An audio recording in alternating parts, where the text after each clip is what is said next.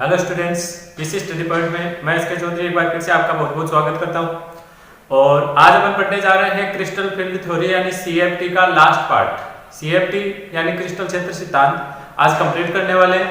अष्टफलकीय यौगिकों और चतुष्फलकीय यौगिकों के लिए आपने पिछले वीडियो देख लिए हैं, सीएफटी किस प्रकार से अप्लाई होता है उनमें। आज अपन पढ़ेंगे कि क्रिस्टल फील्ड थ्योरी यानी सीएफटी के द्वारा आप किसी यौगिक के चुंबकीय गुणों और कलर की व्याख्या किस प्रकार से कर सकते हैं। चुंबकीय गुणों में तो लगभग आप जानते ही हैं कि अगर किसी संकुल में या किसी यौगिक में अगर अयुग्मित इलेक्ट्रॉन शेष रहता है तो वो अनुचुंबकीय हो जाएगा, और अगर सभी इलेक्ट्रॉन्स युग्मित हो जाते हैं तो वो प्रतिचुंबकीय हो जाएगा। इसके साथ साथ अपन कलर की भी व्याख्या करेंगे। सीएफटी सिद्धांत के द्वारा आप ये समझा सकते हैं कि किसी भी यौगिक का जो कलर है वो किस प्रकार से है, क्यों है, ये सारी चीजें अपन आज के वीडियो में डिस्कस करेंगे। तो चलिए स्टार्ट करते हैं आज का वीडियो। तो सबसे पहले अपन देखते हैं चुंबकीय गुणों के बारे में। जैसे मैंने एक एग्जांपल लिया है CONH3 का होल 6+3। इस संकुल के अपन चुंबकीय गुणों के बारे में देखते हैं। तो सबसे पहले आप इसमें जो विपाटन होता है वो बनाएं। इसमें जो केंद्रीय धातु है कोबाल्ट +3 अवस्था में, तो कोबाल्ट +3 का इलेक्ट्रॉनिक विन्यास होता है 3d6। तो ये हो गया 3d6। क्योंकि अष्टफलकीय संकुल है तो अष्टफलकीय संकुल के अकॉर्डिंग आपके इसके जो डी कक्षक है 3d कक्षक, इनका विपाटन करेंगे तो ये 3 बन गए T2g कक्षक और ये 2 बन जाएंगे Eg कक्षक। अब उन इलेक्ट्रॉनों को आप यहां पर भरेंगे। तो इलेक्ट्रॉन भरने के दौरान अपन लिगेंड को देखेंगे पहले कि अपना जो लिगेंड है वो किस प्रकार का है, प्रबल क्षेत्र है अथवा दुर्बल क्षेत्र है। तो यहाँ पर जो लिगेंड दिया हुआ है ये प्रबल क्षेत्र का लिगेंड है। तो इलेक्ट्रॉन भरने का देखिए क्रम इस प्रकार से होगा, 1 इलेक्ट्रॉन, 2 इलेक्ट्रॉन और 3 इलेक्ट्रॉन। उसके बाद में चौथा इलेक्ट्रॉन। चूंकि लिगेंड अगर प्रबल क्षेत्र का है तो जो डेल नोड का मान है ये ज्यादा होगा, डेल नोड की वैल्यू युग्मन ऊर्जा से ज्यादा होगी। उस स्थिति में आप चौथे इलेक्ट्रॉन को यहीं पर फिल करेंगे, चौथे के बाद में पांचवा और ये छठा। इस प्रकार से 3d6 के जो 6 इलेक्ट्रॉन थे वो अपन ने T2g कक्षकों में भर दिए हैं। और भरने के पश्चात हमने ये देखा है कि सभी इलेक्ट्रॉन युग्मित हो चुके हैं। यहां पर सारे इलेक्ट्रॉन युग्मित नहीं है, लेकिन विपाटन के पश्चात सारे इलेक्ट्रॉन क्या हो चुके हैं, युग्मित हो चुके हैं। इसका मतलब ये है जो संकुल है ये चुंबकीय गुणों के अनुसार प्रतिचुंबकीय प्रकृति का होगा, क्योंकि इसके सारे इलेक्ट्रॉन युग्मित हैं। समझ गए? ठीक इसी प्रकार से अगर मान लीजिए यहां पर कोई दुर्बल क्षेत्र का लिगेंड होता, जैसे मैं H2O लिगेंड जोड़ दूं, तो उस स्थिति में अपना इलेक्ट्रॉन भरने का क्रम चेंज हो जाता है, क्योंकि डेल नोड की वैल्यू उस स्थिति में हो जाती कम। तो उस स्थिति में देखिए आप इलेक्ट्रॉनों को इस प्रकार से भरते हैं। कुछ 3 इलेक्ट्रॉन भरने के बाद चौथे इलेक्ट्रॉन को आप ले जाते हैं यहाँ Eg कक्षकों में 4 और ये लीजिए 5। उसके बाद में छठे इलेक्ट्रॉन को फिर वापस भरेंगे T2g कक्षकों में, ये लीजिए। इस तरह से इलेक्ट्रॉन भरने का क्रम होता है। और इस क्रम में अपन ये देखते हैं कि 4 अयुग्मित इलेक्ट्रॉन शेष रह गए। तो ये जो संकुल यौगिक है ये अनुचुंबकीय प्रकृति का हो जाता है। तो इस तरह से आपको कोई भी यौगिक दिया हुआ है उसमें डी कक्षकों का विपाटन करके अगर आप इलेक्ट्रॉन भरेंगे तो आपको पता चल जाएगा कि ये यौगिक अनुचुंबकीय है या प्रतिचुंबकीय। अगर अयुग्मित इलेक्ट्रॉन बचते हैं तो अनुचुंबकीय होगा, और अयुग्मित इलेक्ट्रॉन नहीं बचते हैं तो प्रतिचुंबकीय होगा। साथ ही अगर अनुचुंबकीय है तो आप उसका चुंबकीय आघूर्ण यानी म्यू का मान भी ज्ञात कर सकते हैं। म्यू का फॉर्मूला अपन जानते हैं n × n+2 का अंडर रूट। तो n की वैल्यू आपको यहां से मिल जाएगी। जैसे इसमें देखो n की वैल्यू 4 हो गई, 4 अयुग्मित इलेक्ट्रॉन है ना, तो इसमें n की वैल्यू कितनी हो जाएगी, 4। तो n की वैल्यू 4 रख करके आप चुंबकीय आघूर्ण का मान भी ज्ञात कर सकते हैं। तो इस प्रकार से सीएफटी सिद्धांत के द्वारा आप यौगिकों के चुंबकीय गुणों की व्याख्या कर सकते हैं। चुंबकीय गुणों के बाद में आगे अपन चलते हैं कलर की तरफ। सीएफटी सिद्धांत के द्वारा यौगिकों के कलर की व्याख्या किस प्रकार से होती है, चलिए इसके बारे में भी समझ लेते हैं। तो चलिए नेक्स्ट अपन देखते हैं सीएफटी सिद्धांत के द्वारा कलर। इसके लिए भी देखो मैंने एक एग्जांपल लिया है CrH2O का होल 6+3। ये एक एग्जांपल है। और ये जो संकुल यौगिक है इसका बैंगनी कलर होता है, बैंगनी रंग का होता है। तो अपन इसकी व्याख्या करेंगे कि इसका बैंगनी रंग क्यों होता है। इसके लिए ठीक आपको वही डी कक्षकों का विपाटन करना पड़ेगा। तो यहाँ पर जो क्रोमियम है वो +3 अवस्था में, क्रोमियम +3 का ये मैंने विपाटन कर दिया है। क्रोमियम +3 में 3d3 3 इलेक्ट्रॉन होते हैं जो कि T2g कक्षकों में भरे जाए। समझ गए? ये T2g कक्षकों में भरे गए हैं, ये इनके बीच में ऊर्जा अंतराल है डेल नोड। अब इनमें देखिए कलर कैसे होता है।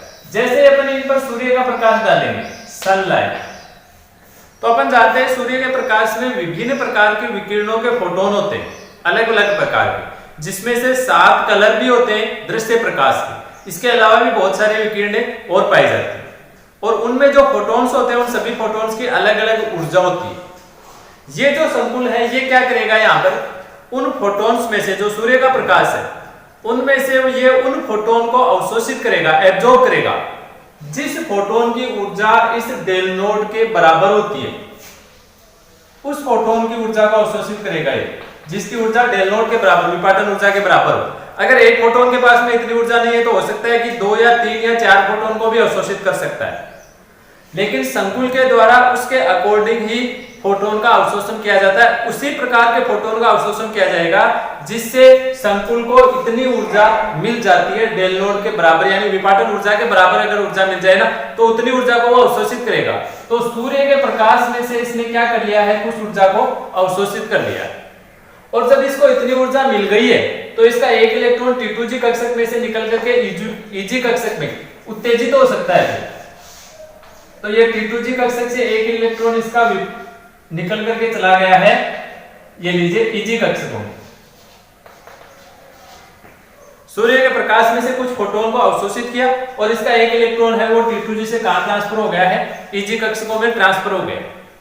तो इस दौरान इस संकुल ने कौन से विकिरणों का, कौन से कलर की विकिरणों का अवशोषण किया है, उसके जो पूरक कलर होता है वो अपने को दिखाई देता है। जैसे ये अपना जो संकुल है ये पीले रंग की जो विकिरणें होती हैं उनका अवशोषण करता है, क्योंकि पीले रंग की विकिरणों में इतनी ऊर्जा होती है विपाटन ऊर्जा के बराबर। तो अपने को पीले रंग का जो सप्लीमेंट्री कलर है उसका जो पूरक कलर है वो अपने को दिखाई देगा। जैसे पीले का जो पूरक कलर होता है वो बैंगनी होता है, तो इस संकुल का अपने को बैंगनी कलर दिखाई देगा। तो इस तरह से अपने को जो यौगिकों के कलर है वो दिखाई देते हैं। तो इसका कारण होता है T2G कक्षकों में से इलेक्ट्रॉनों का EG कक्षकों में संक्रमित होना या उत्तेजित होना। इसको अपन DD संक्रमण भी बोल सकते हैं। DD संक्रमण क्यों बोल सकते हैं, क्योंकि T2G कक्षक D कक्षक ही होते हैं और EG कक्षक है ये भी D कक्षक ही होते हैं। ये सारे D कक्षक ही हैं, ये तीनों D कक्षक DXY, DYZ और DZX है। ये दोनों DX2, Y2 और DZ2 है। यानी इलेक्ट्रॉन D कक्षकों से निकल करके D कक्षकों में ट्रांसफर हुआ है, संक्रमित हुआ है। तो अपन इसको बोलते हैं DD संक्रमण, यानी इलेक्ट्रॉन D से एक D से दूसरे D कक्षक में संक्रमित हो गया है, उत्तेजित हो गया है। और इसके दौरान जितनी भी ऊर्जा का जिस फोटोन का एब्जॉर्ब होता है, अवशोषण होता है, उसके जो सप्लीमेंट्री कलर होता है वो अपने को हमेशा दिखाई देता है। तो इस तरह से आप CFT सिद्धांत के द्वारा किसी भी यौगिक के कलर की व्याख्या कर सकते हैं। सब आगे बात समझे। यदि किसी संकुल में जो केंद्रीय धातु है उसका इलेक्ट्रॉनिक विन्यास अगर D0 हो या फिर D10 हो तो ये दोनों यौगिक हमेशा ध्यान रखना रंगहीन होंगे। देखिए अगर D0 है, D0 का मतलब T2G EG सारे खाली है। अगर दोनों ही खाली है तो फिर उस स्थिति में यहाँ से इलेक्ट्रॉन उत्तेजित नहीं हो पाएगा, क्योंकि यहाँ इलेक्ट्रॉन है ही नहीं EG का T2G कक्षकों में, तो उत्तेजित कहां से होगा। और अगर विन्यास D10 है, D10 होने का मतलब सारे भरे हुए हैं, उस स्थिति में भी इलेक्ट्रॉन उत्तेजित नहीं हो पाएगा, क्योंकि यहां पर तो इलेक्ट्रॉन है लेकिन यहां पर भी अगर मैं पूरे 4 इलेक्ट्रॉन भर दूं तब इलेक्ट्रॉन उत्तेजित होकर के जाएगा कहां। यानी इस स्थिति में जो इलेक्ट्रॉन है वो उत्तेजित नहीं हो सकता है इन दोनों स्थितियों में। और जब इलेक्ट्रॉन उत्तेजित नहीं हो सकता, DD संक्रमण जिन यौगिकों में नहीं हो सकता है वो सारे यौगिक रंगहीन यानी कलरलेस होते हैं। तो कई बार इस तरह से पूछा जाता है, जैसे एग्जांपल दे दिया Zn+2 का कोई संकुल दे दिया और अगला पूछता है कि ये संकुल रंगहीन क्यों है, तो आप ये कहेंगे कि Zn+2 का जो इलेक्ट्रॉनिक विन्यास है वो 3D10 होता है, अतः उसमें DD संक्रमण नहीं हो पाता, इसलिए ये रंगहीन होता है।